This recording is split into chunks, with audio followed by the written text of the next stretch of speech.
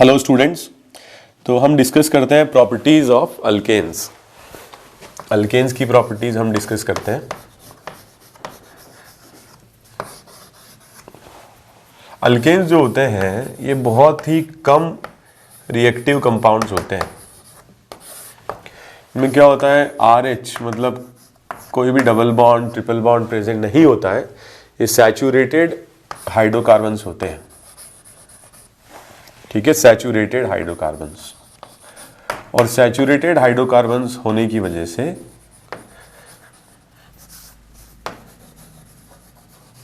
ये least reactive होते हैं,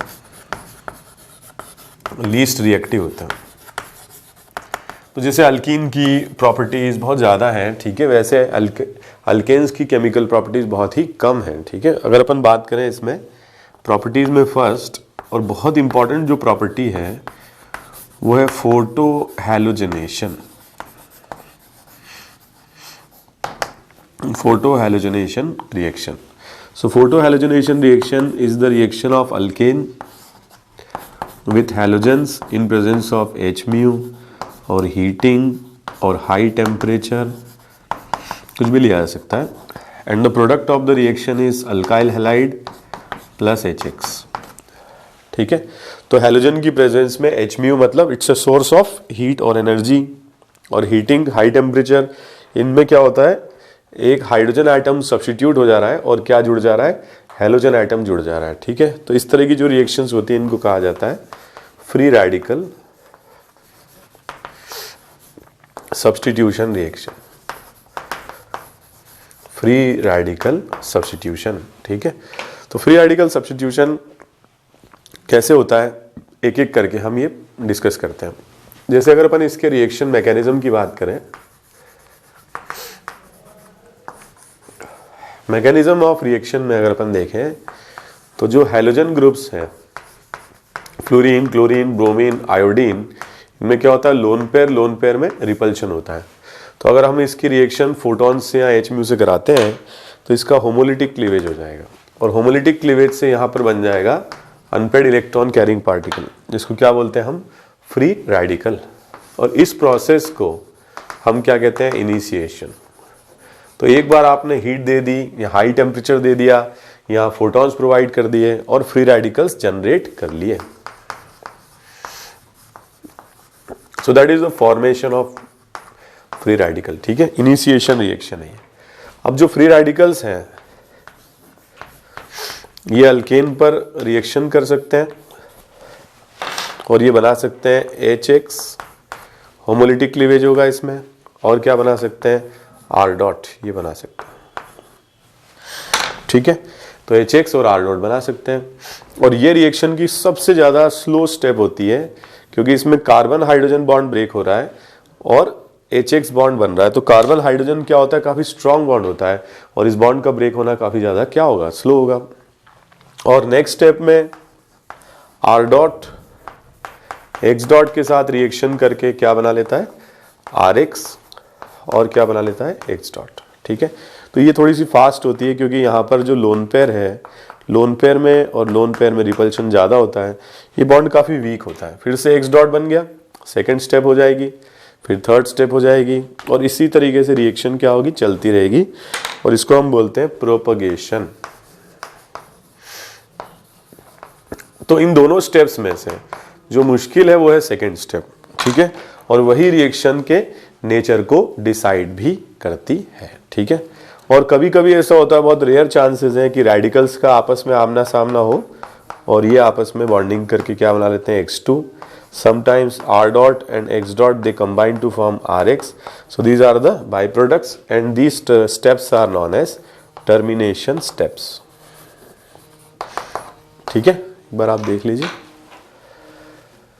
तो इनमें अगर अपन देखें तो सेकेंड स्टेप इज इंपॉर्टेंट, और अलग अलग रिएक्शंस के लिए ये जो RDS है इसी से ही हम रिएक्शन में डिफाइन कर पाते हैं कि कौन से डायरेक्शन में रिएक्शन जा रही है। ठीक है, सबसे पहले देखो, जब हमने हीट प्रोवाइड करी तो जो सबसे वीक बॉन्ड है, जो लोन पे रिपल्शन है, इसीलिए ये ब्रेक हो रहा है, इसको बोलते हैं होमोलिटिक क्लीवेज। और फिर क्या होगा, अगर मान लो ये X डॉट बना है तो X डॉट के पास दो चांसेस हैं, या तो अल्केन से रिएक्शन करें या X2 से करें, अगर X2 से करता है तो वापस वही बन जाता है, इसका होमोलिटिक क्लीवेज होगा रेडिकल, तो इसका कोई मतलब नहीं है। इसलिए अल्केन से रिएक्शन होगी X डॉट की, ठीक है, और इससे बनेगा R डॉट X2 से रिएक्शन करके RX और X डॉट बना लेगा, ठीक है। तो ये काफ़ी इंपॉर्टेंट पॉइंट्स हैं, और ये बोल सकते हैं हम कि जो रिएक्शन है अलग अलग, क्लोरीनेशन, ब्रोमिनेशन और फ्लोरीनेशन और आयोडीनेशन, अलग अलग मैकेनिज्म होगा, लेकिन होगा बिल्कुल सेम ही। और इनमें जो डिसाइडिंग फैक्टर होगा ये होगी second step of the reaction, जो कि रिएक्शन की क्या है, स्लो स्टेप है, ठीक है। एक बार आप देख लीजिए। तो अब इसमें अलग अलग जो रिएक्शंस होंगी, इनको समझने के लिए बॉन्ड एनर्जी वैल्यूज जो हैं इनको आपको थोड़ा ध्यान रखना पड़ेगा। जैसे CH बॉन्ड है, ये यहाँ पे ब्रेक होगा, ठीक है, तो इसकी जो बॉन्ड एनर्जी होती है किलो जूल पर मोल में, दिस इज 413। HF सबसे स्ट्रॉन्ग बॉन्ड होता है, फिर HCl, फिर HBr, और सबसे वीक बॉन्ड होता है HI, क्योंकि यहाँ पर जो ओवरलैपिंग है हाइड्रोजन का 1s और फ्लोरीन का 2p पार्ट लेगा, यहाँ पे 1s 3p पार्ट लेगा, यहाँ पे 1s 4p पार्ट लेगा, यहाँ पे 1s 5p पार्ट लेगा। तो इस डायरेक्शन में जाने पर क्या होगा, बॉन्ड लेंदी हो जाएगा, ओवरलैपिंग वीक हो जाएगी और बॉन्ड एनर्जी भी कम हो जाएगी, ठीक है। तो अगर अपन यहाँ पे देखें HI की जो बॉन्ड एनर्जी होती है किलो जूल पर मोल में, दैट इज 299, HF की होती है 567, और अगर अपन HCl की बात करें तो ये 431, और ये जो वैल्यू आती है दिस इज 366।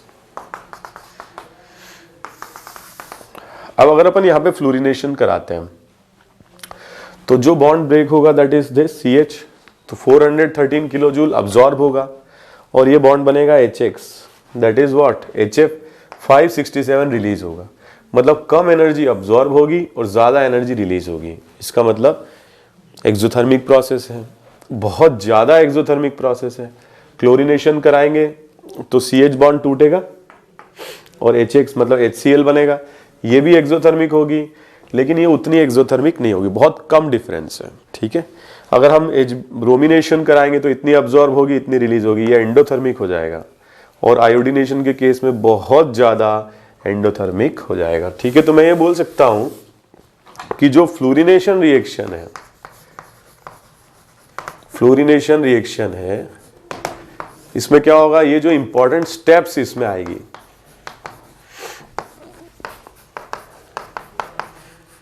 तो ये बॉन्ड ब्रेक होगा CH दैट इज 413, इतनी अब्जॉर्ब होगी, और रिलीज होगी HF 567, बहुत ज़्यादा हीट रिलीज होगी, और ऐसे केस में रिएक्शन क्या होगी, हाईली एक्सोथर्मिक, ठीक है, हाईली एक्सोथर्मिक रिएक्शन होगी, ठीक है। तो जब हम फ्लोरीनेशन कराते हैं तो हम तो सोचते हैं कि भाई जो रिएक्शन हो रही है उसमें हम सब्स्टिट्यूशन करा पाएंगे। फॉर एग्जाम्पल हमने लिया मीथेन और रिएक्शन हम कराते हैं F2 in presence of H mu, तो हम तो एक्सपेक्ट करते हैं कि CH3F और HF बनेगा, लेकिन ऐसा होता नहीं है, ठीक है। होता क्या है, ये फ्लोरीन क्या होता है, मीथेन से रिएक्शन करता है और एक एक हाइड्रोजन करके सारे निकाल देता है, और हाइड्रोजन को हाइड्रोकार्बन को टकला कर देता है बिल्कुल, ठीक है, और कार्बन में कन्वर्ट कर देता है। ऐसा क्यों होता है ये हम देखते हैं। पहली बात, इनिशिएशन प्रोसेस है, आपने कुछ हीट या फोटॉन्स या हाई टेम्परेचर प्रोवाइड किया और इसका होमोलिटिक क्लीवेज करा लिया और इससे बन गए रेडिकल्स, ठीक है, होमोलिटिक क्लीवेज से। अब ये जो रेडिकल्स हैं ये जब रिएक्शन करते हैं CH4 के साथ, ये बॉन्ड ब्रेक हो जाता है और ये क्या बना लेता है, HF, और ये क्या बना लेता है, CH3 डॉट। तो इस प्रोसेस में जैसे कि मैंने बताया आपको, ये एनर्जी लगभग 413 किलो जूल पर मोल इतनी अब्जॉर्ब होती है और रिलीज होती है 567। तो हाईली एक्सोथर्मिक है, बहुत ज़्यादा हीट रिलीज होगी, उस हीट से और F2 मॉलिक्यूल रेडिकल में कन्वर्ट हो जाएंगे, और जो रेडिकल्स बनेंगे वो रिमेनिंग CH बॉन्ड को भी तोड़ देंगे। मतलब जैसे मैंने लिखा ऊपर 2 रेडिकल बनाए, तो ये बॉन्ड भी तोड़ देंगे और ये बॉन्ड तोड़ देंगे, तो क्या होगा, यहाँ पर 2 और HF बन जाएंगे, और 2 और HF बन जाएंगे तो क्या होगा, और ज़्यादा हीट रिलीज होगी, तो और मॉलिक्यूल टूटते चले जाएंगे। और धीरे धीरे क्या होगा, सारे हाइड्रोजन आइटम कार्बन से बॉन्ड ब्रेक कर लेंगे और ये हाइड्रोकार्बन कन्वर्ट हो जाएगा किसमें, कार्बन में। ठीक है, तो ये जो स्टेप है ये हाईली एक्सोथर्मिक होने के कारण फ्लोरीनेशन रिएक्शन का कोई सिग्निफिकेंस नहीं है।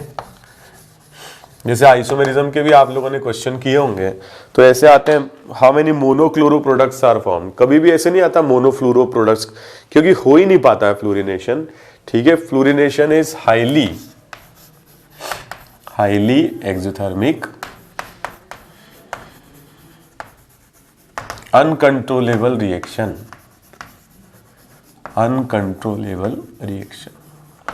ठीक है, तो जबरदस्ती करा सकते हैं इसको, जब हम नाइट्रोजन भर दें कंटेनर में और फिर ये रिएक्शन कराएं तो जबरदस्ती करा सकते हैं।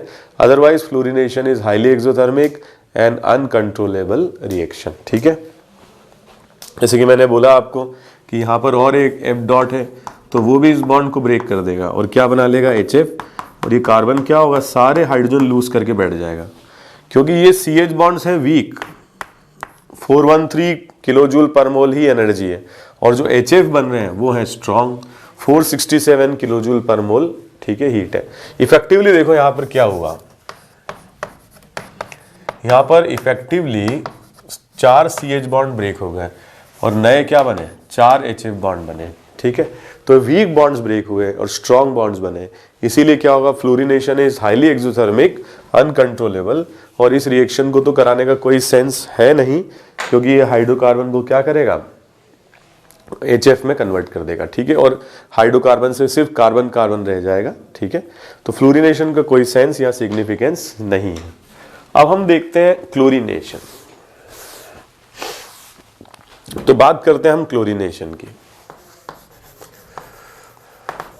सो क्लोरीनेशन रिएक्शन में अगर अपन देखें तो कौन सा बॉन्ड ब्रेक होगा, CH, और बनेगा कौन सा, अगर हम क्लोरीन रेडिकल से रिएक्शन कराते हैं तो ये बनेगा H। ठीक है, मैं इसको ऐसे लिखता हूँ, HR plus Cl dot, it will convert to form HCl and R dot. यहाँ देखो आप, तो ये RDS है, यहाँ पे Cl डॉट होगा, बॉन्ड ब्रेक होगा CH, बनेगा कौन सा, HCl। ठीक है, तो जो बॉन्ड एनर्जी है जो ब्रेक हो रहा है दैट इज 413, और जो बन रहा है दैट इज 431। दैट मीन्स ये भी एक्सोथर्मिक रिएक्शन है, लेकिन बहुत कम अमाउंट में हीट रिलीज हो रही है और इस रिएक्शन को हम कंट्रोल कर सकते हैं। ठीक है, लेकिन एक प्रॉब्लम है इसमें, भाई रिएक्शन तो एक्सोथर्मिक है, लेकिन मान लो कि अपन ने ब्यूटेन पर क्लोरीनेशन को कराया, अब जैसे यहां से H निकलेगा तब भी एक्सो होगी, यहां से H निकलेगा तब भी एक्सो होगी, तो ऐसे केस में जो रिएक्शन है उससे सारे पॉसिबल प्रोडक्ट बन जाते हैं।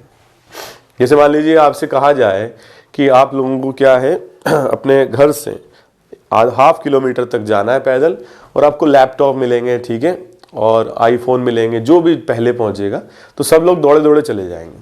लेकिन आपसे बोला जाए कि भाई आधे किलोमीटर तक जाना है और आप लोगों को क्या है वहाँ पर जा करके, और जो भी मतलब आपसे सहायता हो सके, ठीक है, 2000, 5000, 10,000 जितनी भी हो सके आप लोगों को अपनी तरफ से करनी है गरीब लोगों की, तो कोई भी नहीं आएगा। ठीक है, लेकिन अगर आईफोन मिल रहे हो तो सब चले जाएंगे। अब यहाँ पर देखो क्या हो रहा है कि जो Cl डॉट है वो बॉन्ड तोड़ रहा है तो हीट रिलीज हो रही है। अब ये वाला बॉन्ड तोड़ेगा अगर 1 डिग्री कार्बन से तो भी हीट रिलीज होगी, ये भी बॉन्ड तोड़ेगा तो हीट रिलीज होगी, मतलब यहां से भी बॉन्ड बनाएगा तो हीट रिलीज, यहां से भी बॉन्ड बनाएगा तो हीट रिलीज, मतलब कुछ मिल रहा है। जैसे आप लोगों के लिए मनी है, वैसे मॉलिक्यूल्स के लिए एनर्जी है। जब कुछ मिल रहा है तो कोई बात नहीं, ये बॉन्ड भी तोड़ देगा, ये भी तोड़ देगा, और ऐसे केस में रिएक्शन क्या हो जाएगी, नॉन सिलेक्टिव। क्या हो जाएगी, नॉन सिलेक्टिव। नॉन सिलेक्टिव से मेरा मतलब है कि जहां से भी क्लोरीनेशन हो सकता होगा, जो भी पॉसिबिलिटीज होंगी, सारे प्रोडक्ट यहां पे बनेंगे, क्योंकि कहीं से भी अगर हाइड्रोजन निकलेगा तो हीट क्या होगी, रिलीज, और अगर हीट रिलीज होगी that means there will be no selectivity. ठीक है, जैसे अगर मैं बात करता हूं क्लोरीनेशन की,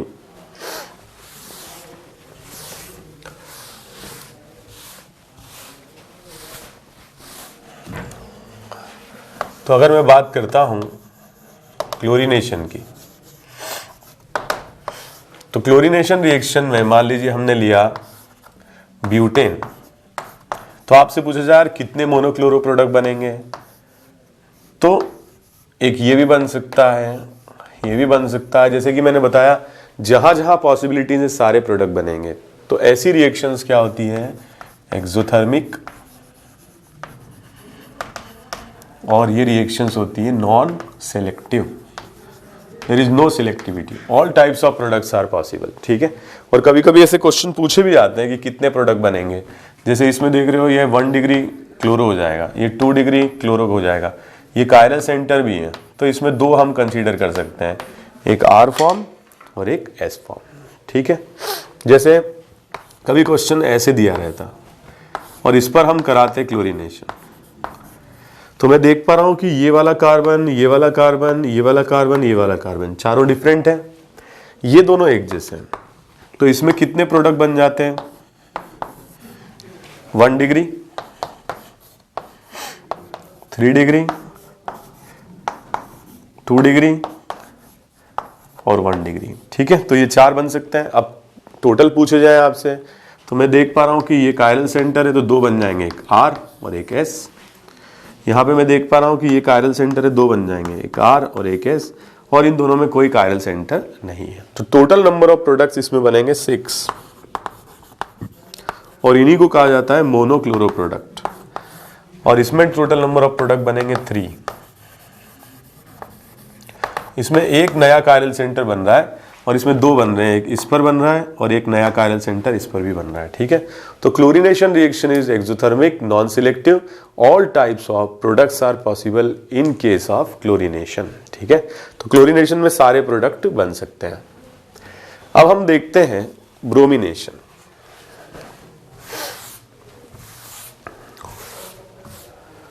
ओके, तो हम बात करते हैं ब्रोमिनेशन की।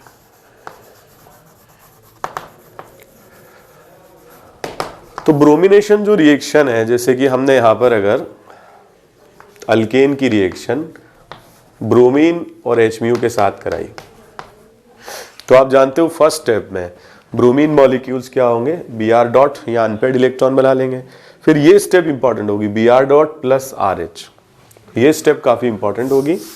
सो Br dot reacting with HR converting into HBr and R dot. तो इसमें क्या होगा कि ये बॉन्ड CH बॉन्ड ब्रेक होगा, इसकी बॉन्ड एनर्जी 413, और HBr बनेगा जिसकी बॉन्ड एनर्जी 366 है। मतलब ये जो रिएक्शन है ये क्या हो गई, एंडोथर्मिक। ठीक है, तो रिएक्शन क्या हो गई, एंडोथर्मिक। और एंडोथर्मिक रिएक्शंस क्या हो जाती हैं, अब मैंने आपको जैसे कि बताया कि हमारे पास ये मॉलिक्यूल था ब्यूटेन, या हमने लिया प्रोपेन। अब Br डॉट जो है रिएक्शन करने के लिए आया तो इस पर भी कर सकता है और इस पर भी कर सकता है, लेकिन ये बॉन्ड अगर तोड़ेगा तब भी एंडोथर्मिक होगा और ये बॉन्ड अगर तोड़ेगा तब भी एंडोथर्मिक होगा।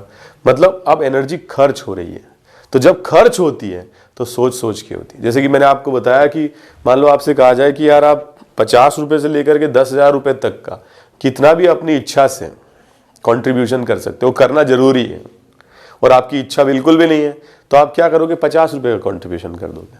तो जब खर्चा करना होता है तब क्या होता है, बहुत सोच समझ के होता है। तो यहाँ मॉलिक्यूल्स को खर्च करनी है अपनी हीट, और ऐसे केस में क्या होगा, वही बनेगा जिसमें मोस्ट स्टेबल रेडिकल बनेगा। तो ये जो रिएक्शंस होती हैं ये हो जाती हैं सिलेक्टिव। ठीक है, सिलेक्टिव क्यों हो जाती हैं, क्योंकि ये एंडोथर्मिक है, और एंडोथर्मिक होने के कारण इनको हीट अपनी स्पेंड करनी है, खर्च करनी है, और खर्च करनी है तो ये वहां से रेडिकल बनाएंगे जहां रेडिकल सबसे ज्यादा स्टेबल बनेगा। ठीक है, जैसे कि मैं बात करता हूं ब्रोमिनेशन की।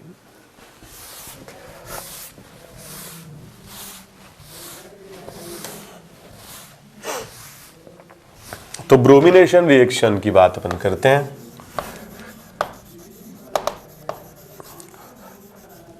मान लीजिए कि हमारे पास ये मॉलिक्यूल है और इस पर हम ब्रोमिनेशन कराते हैं। तो first step of the reaction is initiation. तो in the presence of HMU ये बना लेगा रेडिकल्स इस तरह से। जो रेडिकल्स होंगे they will react with alkane और क्या बन जाएगा HBr। तो ये यहाँ से H निकालेगा क्योंकि इससे बनने वाला रेडिकल क्या होगा, मोस्ट स्टेबल होगा, और इस बॉन्ड को तोड़ने के लिए सबसे कम हीट लगेगी। ठीक है, तो ये एंडोथर्मिक है क्योंकि ये बॉन्ड स्ट्रॉन्गर है और ये बॉन्ड वीकर है। तो ये कौन सा CH तोड़ेगा, जिससे बनने वाला रेडिकल सबसे ज़्यादा स्टेबल होगा। ठीक है, ये RDS होगी। और इसके बाद में जो ये रेडिकल्स होंगे they will react with Br2, और ये भी होमोलिटिक क्लीवेज करके यहाँ क्या बना लेगा, MECMeBr प्लस Br डॉट। तो ये रिएक्शन क्या है, मोस्ट स्टेबल रेडिकल से ब्रोमीन आपको लगाना है। ठीक है, मोस्ट स्टेबल रेडिकल बना करके ब्रोमीन लगाना है। तो यहाँ पर एक तो ये बन जाएगा और एक HBr बन जाएगा। सो रिएक्शन का मैकेनिज्म क्या है, सब्स्टिट्यूशन, हाइड्रोजन हट रहा है, ब्रोमीन जुड़ रहा है, और इंटरमीडिएट क्या बन रहे हैं, रेडिकल्स। इसलिए इसको क्या बोलते हैं, फ्री रेडिकल सब्स्टिट्यूशन। और जो ये रिएक्शन है ये क्या है, एंडोथर्मिक है, और ये रिएक्शन क्या है, सिलेक्टिव है। सिलेक्टिव मतलब जो भी प्रोडक्ट बनेगा वो मोस्ट स्टेबल रेडिकल से बनेगा। ठीक है, तो ये इसकी खास बात है। और भी क्वेश्चंस अगर आपको दिए जाए, जैसे मान लो कि ये क्वेश्चन दिया जाए कि हमारे पास में ये कंपाउंड है और इसका हमने ब्रोमिनेशन करा दिया, तो मैं देख पा रहा हूं कि यहां पर जो रेडिकल होगा वो सबसे ज्यादा स्टेबल होगा, और जब आप इसका मोनोब्रोमिनेशन करवाएंगे तो ये प्रोडक्ट आप लोग बना लेंगे। ठीक है, तो इस तरीके से क्वेश्चंस को सॉल्व करेंगे। ओके, तो लास्ट अपन देख लेते हैं iodination.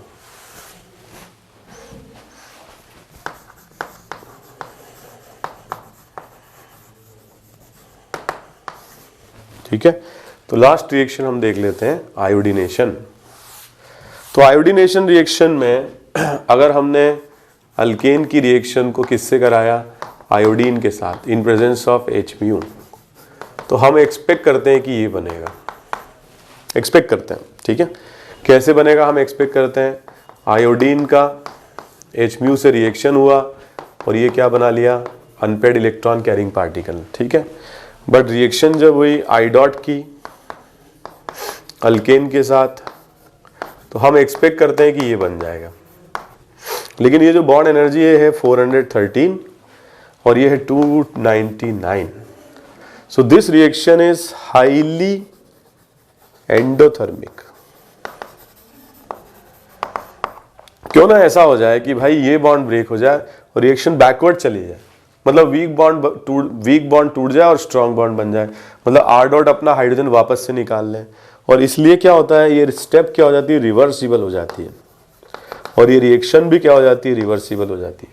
So iodination is highly endothermic and it is a reversible reaction.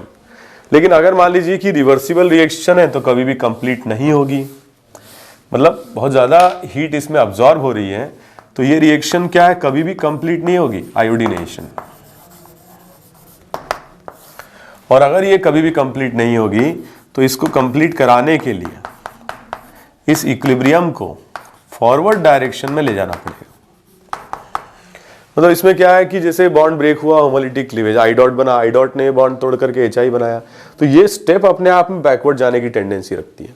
क्यों? क्योंकि हम स्ट्रॉन्ग से वीक बॉन्ड बना रहे हैं, लेकिन अगर उल्टा चलेंगे तो वीक बॉन्ड से स्ट्रॉन्ग बॉन्ड बनाएंगे। ठीक है, तो इसलिए रिएक्शन क्या है, रिवर्सिबल है, रिवर्सिबल है,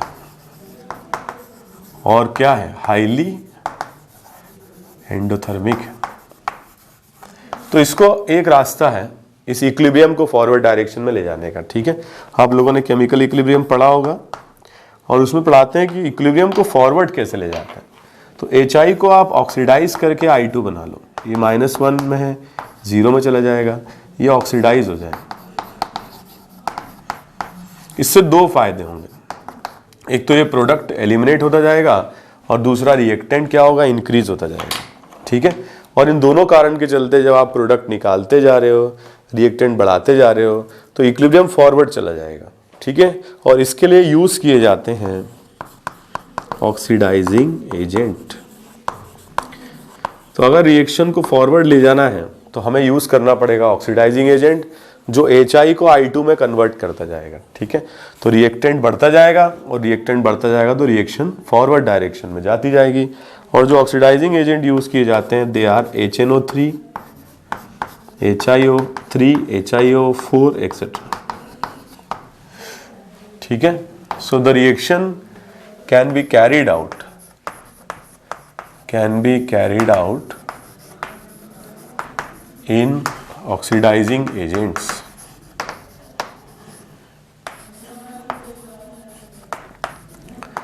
like HiO4, HiO3, HNO3 etcetera, ठीक है।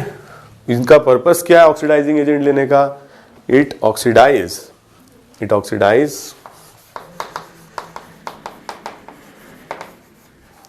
HI to I2, ठीक है।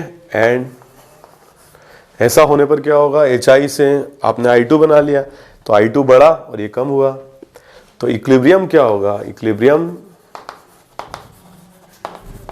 Shifts in forward direction. तो ये इक्विलिब्रियम रिएक्शन है और इसको फॉरवर्ड में ले जाया जा सकता है, ठीक है, बाय यूजिंग ऑक्सीडाइजिंग एजेंट्स, ठीक है।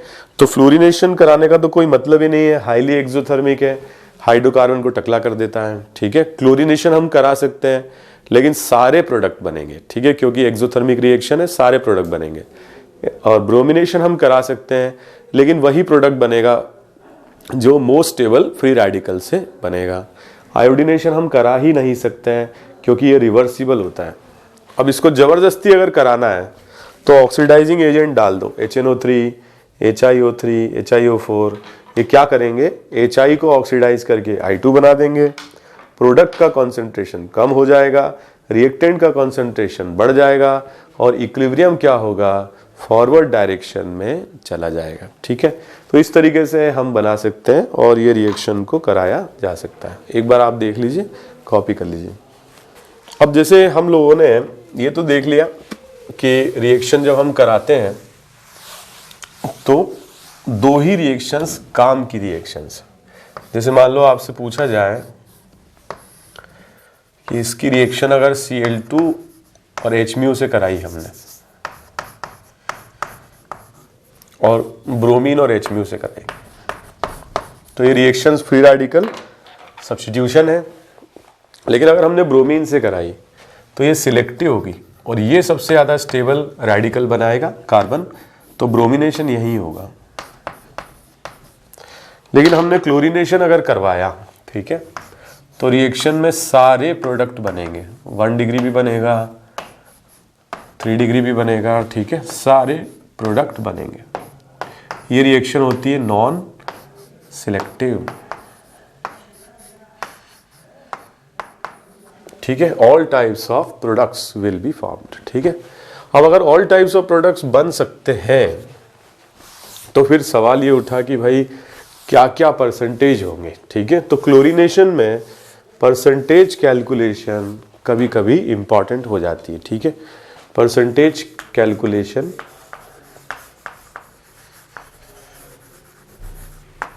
इन chlorination, percentage calculation in chlorination. तो परसेंटेज कैलकुलेशन अगर अपन करते हैं, जैसे मान लो ये दिया जाए और इस पर अपन रिएक्शन करा दें Cl2 और H- की, ठीक है, तो इसमें दो प्रोडक्ट बन सकते हैं। एक तो 1 क्लोरो प्रोपेन और दूसरा बन सकता है 2 chloro propane.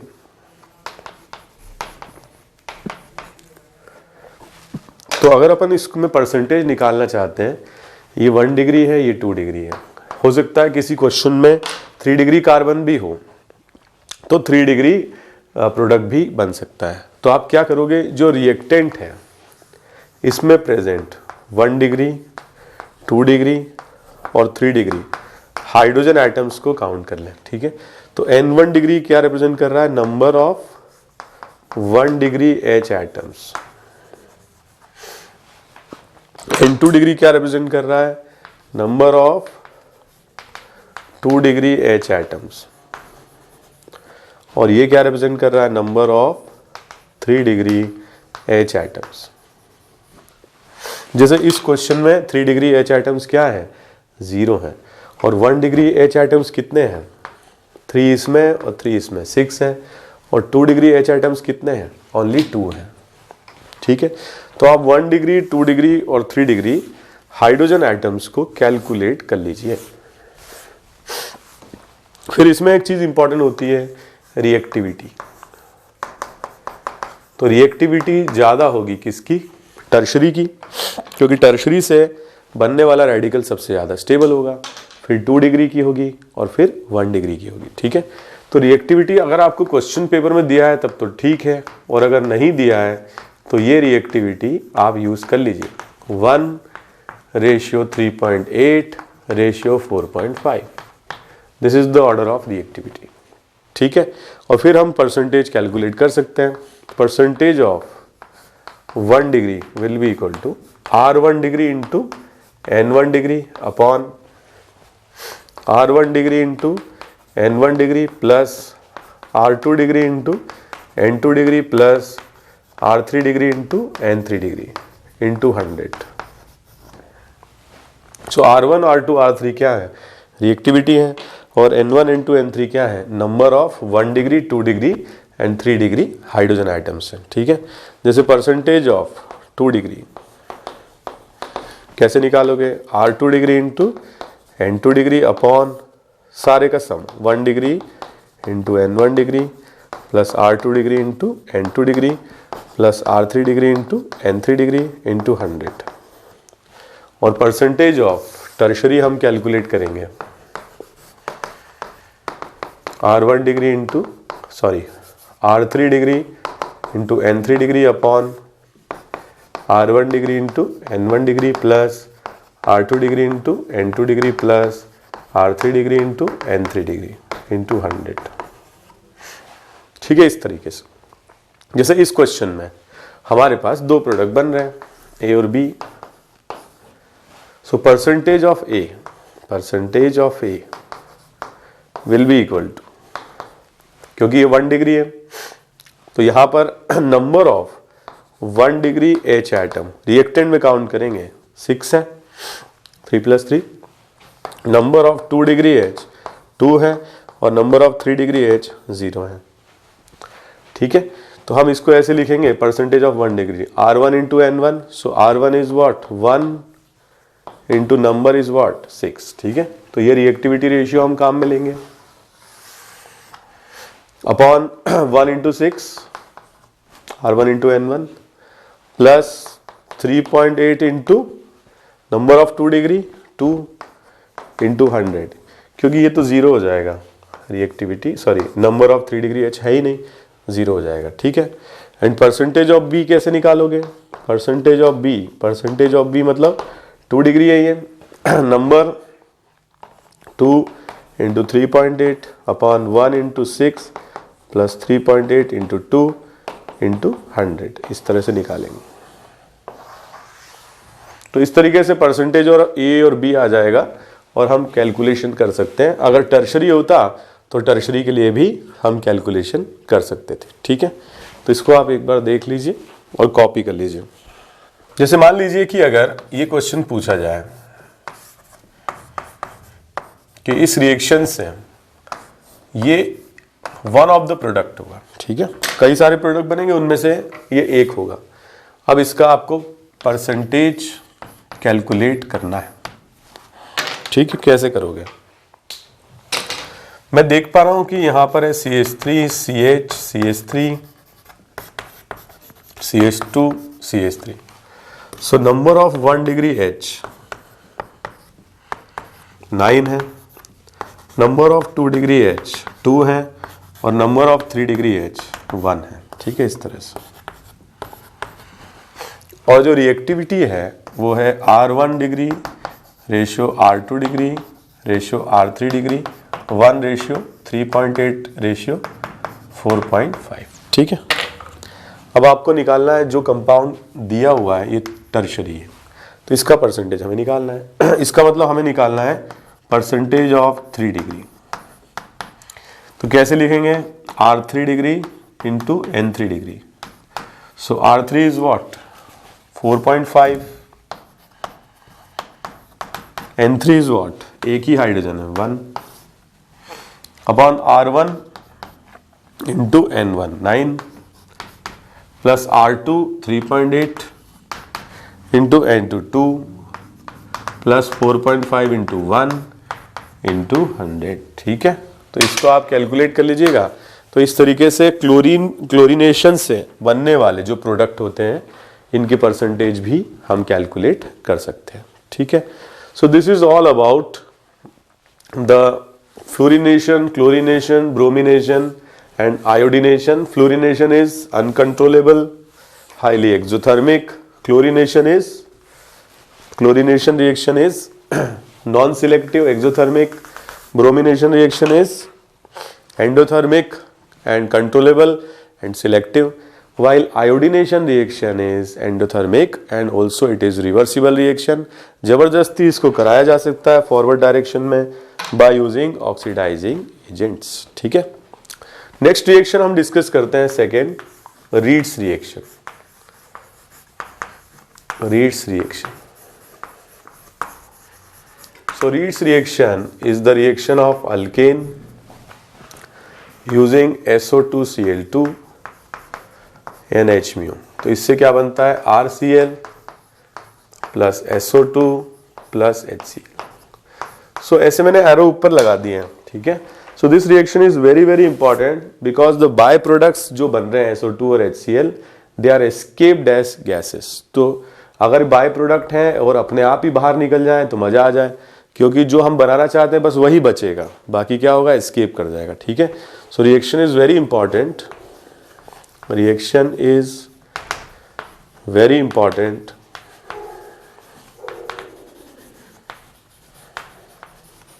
Because by products SO2 and HCl are escaped as gases। तो गैस बन के ये एस्केप कर जाते हैं। ठीक है, इसीलिए ये रिएक्शन क्या है इंपॉर्टेंट। ठीक है, अपन देखें कि भाई होता कैसे। SO2Cl2 को कहा जाता है sulfuryl chloride. So this is known as sulfuryl chloride. ठीक है, SO2Cl2 is known as sulfuryl chloride. ठीक है, तो ये क्या होता है, बॉन्ड ब्रेक हो जाता है SO2Cl2। तो ये बॉन्ड क्या होगा, इस तरीके से क्लीवेज हो जाएगा इन प्रेजेंस ऑफ H-, तो ये बन जाएगा Cl डॉट और ए डॉट आ जाएगा यहाँ पे। ठीक है, फिर क्या होगा, फर्दर ब्रेक हो जाएगा किसमें, SO2 और Cl डॉट में। ये रिएक्शन जो है ऐसे हो सकती है, Cl डॉट मैंने आपको बताया था ये स्लो स्टेप होती है और इससे क्या बनता है HCl और क्या बनता है R डॉट, ये बन जाएगा। और फिर जो R डॉट होगा it will combine with Cl dot to form RCl। So chlorination कराने का ये बढ़िया तरीका है बिकॉज द बाय प्रोडक्ट्स, ठीक है, SO2 and HCl which are formed will be escaped as gases. ठीक है, गैसियस फॉर्म में एस्केप कर जाते हैं। ठीक है, इसीलिए ये काफी इंपॉर्टेंट रिएक्शन है। तो इसके अलावा हम देखते हैं अल्केन की जो रिएक्शंस हैं वो काफ़ी मतलब और ज़्यादा इंपॉर्टेंट रिएक्शंस नहीं है। तो मैं आपको बता देता हूँ और क्या क्या रिएक्शंस हैं। तो मैं आपको बताऊँ, इस तरह से अगर कोई अल्केन है टर्शरी और इसकी अगर KMnO4 के साथ हीटिंग की जाती है तो ये अल्कोहल के फॉर्म में कन्वर्ट हो जाता है। ठीक है, याद भी रखनी है और आपके एग्जाम पॉइंट ऑफ व्यू से, बोर्ड पॉइंट ऑफ व्यू से, ठीक है, पूछा जा सकता है और जेईई मेंस में ऐसे क्वेश्चंस आते भी हैं। ठीक है, दूसरी रिएक्शन जो है that is combustion reaction. Combustion reaction तो मान लीजिए अगर हमने कोई जनरल फॉर्मूला लिया अल्केन CnH2n+2 और रिएक्शन हमने O2 से करा दी, so it will convert to form NCO2 and N+1 H2O, ये बना लेगा। तो यहाँ पर क्या आ जाएगा 2n + n 3n+1, तो यहाँ अपन ऐसे लिखेंगे 3n+1/2, ठीक है। कंबशन रिएक्शन होगी, एक्सोथर्मिक रिएक्शन होगी और हीट इससे रिलीज होगी, ठीक है। ये एक इंपॉर्टेंट रिएक्शन है। इसके बाद एक इंपॉर्टेंट रिएक्शन है आइसोमराइजेशन। तो ऐसी रिएक्शंस के मैकेनिज्म नहीं है, ठीक है, हमको डायरेक्टली ध्यान रखनी है। जैसे मान लो कि हमारे पास अगर ब्यूटेन है और इसे AlCl3 और HCl की प्रेजेंस में हीटिंग की जाए तो ये आइसोमराइज हो जाता है और इस तरीके से आइसोब्यूटेन में कन्वर्ट हो जाता है। और अगर हमारे पास में इस तरीके से हेक्सेन है मान लीजिए और सेम रिएक्शन कराई जाए तो ये बना लेता है 2-मिथाइल पेंटेन और 3-मिथाइल पेंटेन, ठीक है। So these product molecules are isomers of the reactant molecules, ठीक है। So these reactions are known as isomerisation reactions. देख लीजिए एक बार। सो अब मैं जितना आपको बता रहा हूँ उसी तरीके से आप लोग पढ़ें। देखो बुक्स में आपको कुछ भी मिल सकता है, ठीक है, लेकिन सारी चीज़ें हमारे लिए इंपॉर्टेंट नहीं है। जो इंपॉर्टेंट है वो अपन स्ट्रेस दे के पढ़ते हैं और जो नहीं है उनको थोड़ा धीरे पढ़ते हैं, ठीक है। एक और रिएक्शन है जिसको अपन कहते हैं aromatisation. So aromatisation of alkane, ठीक है, 6 मेंबर। नॉर्मल हेक्सेन हमने लिया, सो दिस इज N-हेक्सेन और नॉर्मल हेक्सेन, और इसको Cr2O3 Mn2O3 या फिर V2O5 की प्रेजेंस में, ठीक है, अगर हीट किया जाए at 773 kelvin and 10 to 20 atm pressure, so it isomerises to form what, benzene, ठीक है। So it is very important reaction. अगर हम इसे इन ऑक्साइड्स की प्रेजेंस में हीट करते हैं तो it oxidises, sorry, it converts to form what, benzene. और अगर हम नॉर्मल हेप्टेन लेते हैं, ठीक है, नॉर्मल हेप्टेन लेते हैं, देन सेम कंडीशंस में इट कन्वर्ट्स टू फॉर्म, ठीक है, टॉल्यूइन, ठीक है। और अगर हम ऑक्टेन लेते हैं, नॉर्मल ऑक्टेन लेते हैं, तो it converts to form what, ethyl benzene